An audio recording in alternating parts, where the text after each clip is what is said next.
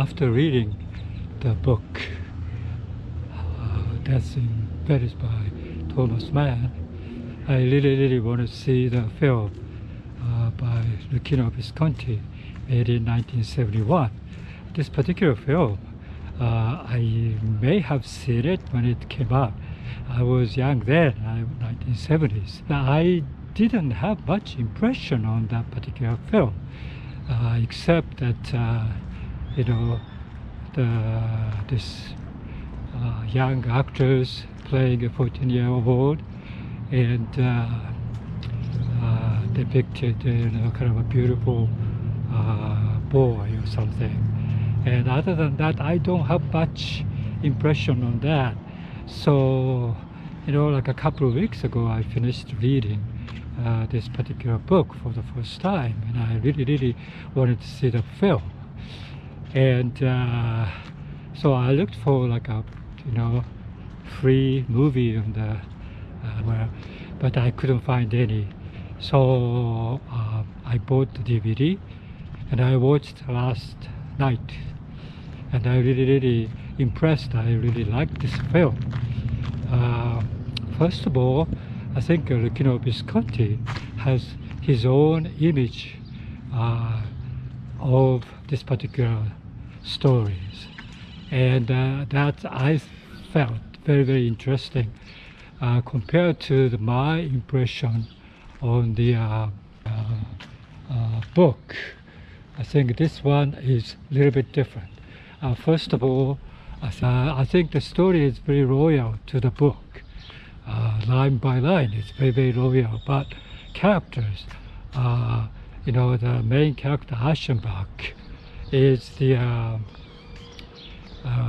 was a writer, but this particular film version, he is a conductor and a composer, and so that particular character's occupation changed, and that made this particular script is a little bit different from the book. I think because of this particular character also had this more or less like a failure in Germany when he was conducting. He was booed his own work, I think.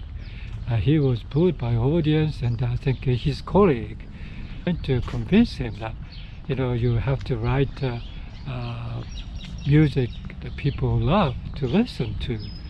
But I think this is supposed to be Gustav Mahler, and the friend was kind of a very pushy, annoying characters to tell him that you have to make a music like this or whatever, against his own musical creativity, I would say. So that particular part, I didn't like it because I think it's different from the book. But I think there's a point to it, because Visconti used Gustav Mahler's music, example like Adagietto, which is like a second movement or third movement, I don't know, Symphony Number 5 by Gustav Mahler. Many people seem to think that is one of the most beautiful music, and so that was very effectively used in this particular movie as a soundtrack. So I think the movie is very accurate, line by line, with the story Thomas Mann wrote, and the feeling that you get looking at this movie is exactly the same feeling I got when I was reading, and I thought that was very interesting, because I think one of the reasons is that when I read the book, already I knew this face of the protagonist, Aschenbach face, played by Dirk Bogarde, and the boy, Taji. His face and figure. I knew so when I read that, because I was kind of thinking of them as an image. Maybe that's one of the reason that I felt the movie is exactly the same that I imagine in it. But anyway, so the movie also depict this, I think maybe three strong characters.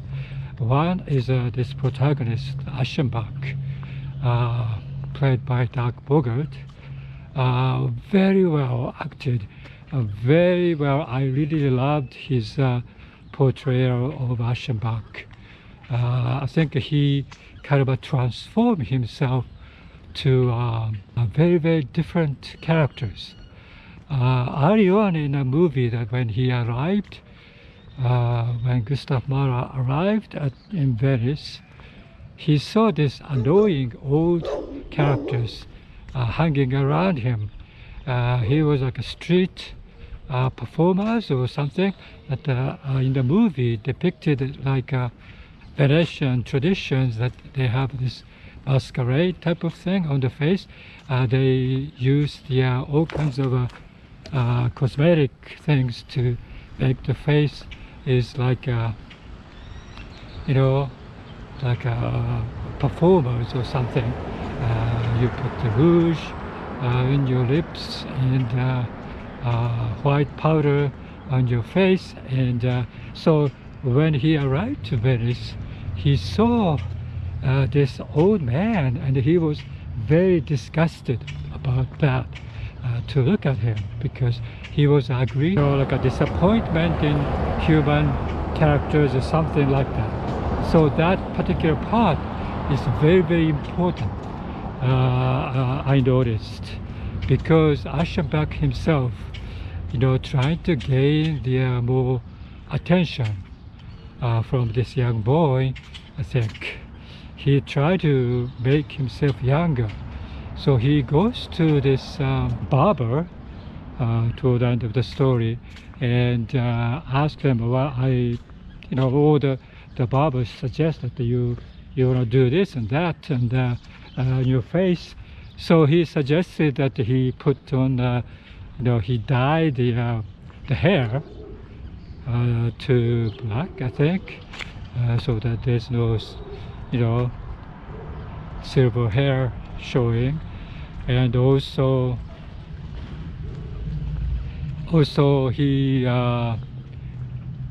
trimmed his mustache and put the rouge in his lips, which is, and of course, like a white powder on the face.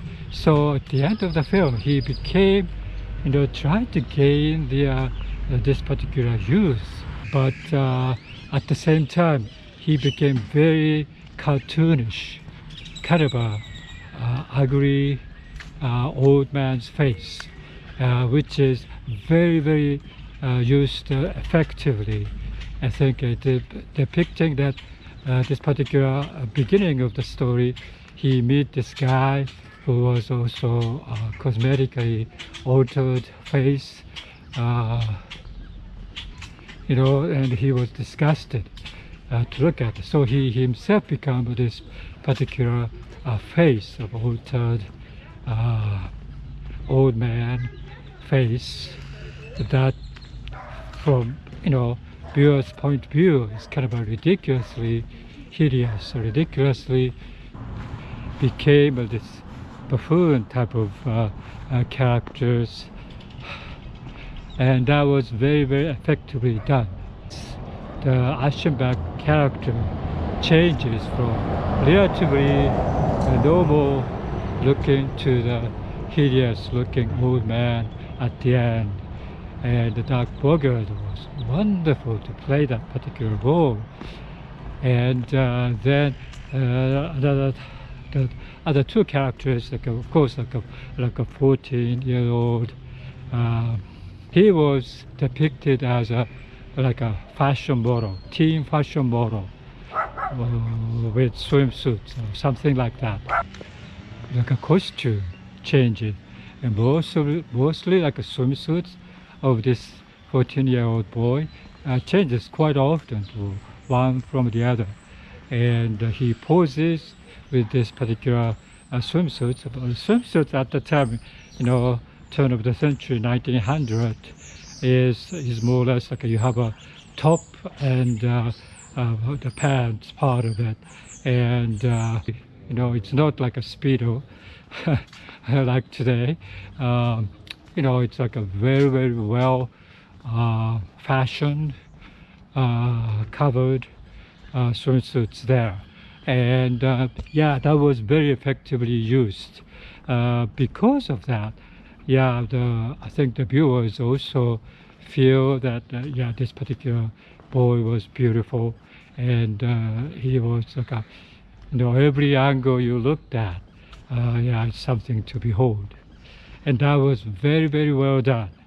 And for that, I think my opinions of this Björn Andersson's performance was completely, I think, changed, and I really liked it, that particular performance, actors, and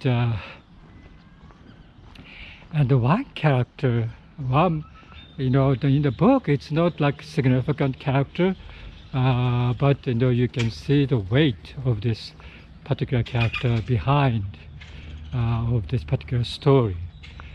This is the mother of this young boys, and this particular matriarch, played by Sylvia Mangano, and that particular, she doesn't have any talking parts or anything.